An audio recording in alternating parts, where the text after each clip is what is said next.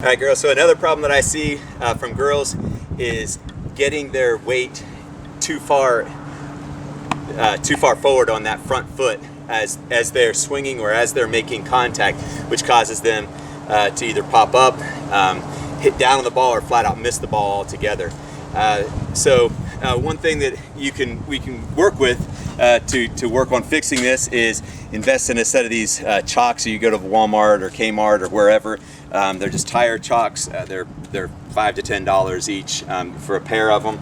The idea is you set them up so that it makes you practice keeping your weight balanced in between them, and so your weight is not allowed to go forward if you've placed it properly under your front foot. I would set it up on the tee so that I set the back end of the chalk up even with the front end of the tee. Set it down on the ground. I would want to put my foot, my front foot, so that it's covering, or the chalk is like halfway under my foot here, so that outside ball of my foot I can really feel on the chalk itself.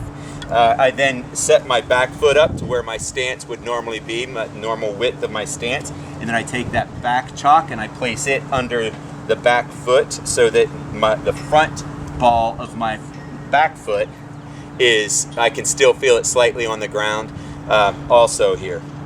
And then take the ball, set it on the tee. As I go to address the ball, I want to take note of the fact that I can feel my weight right now being evenly distributed over top of the center of my body here. I can feel my weight, because of these chalks, actually sitting on the inside of these quads, or right on the insides of my knees here, which is kind of where you want it as you're starting your swing. Now you're gonna load, obviously, and whenever you load, that weight shifts back off center, but it still maintains the center of your body down to your knees is still the center of your body. And so whenever you then go to turn with your core, you're turning that back knee into your front side, and you'll feel the back foot coming off of the chalk, and that's fine. You're using it to push off that chalk, but then you're also feeling the front side. See, right now it's locked in on that chalk, and that chalk won't allow me to get out over top of it, otherwise I'm going to lose my balance and all. So it keeps that weight slightly back long enough so that I'm not getting way out in front of the ball as I'm going to swing. So it looks like this. My swing isn't exactly what it used to be, so I'm going to do the best I can here. So I'm 1, 2, 3,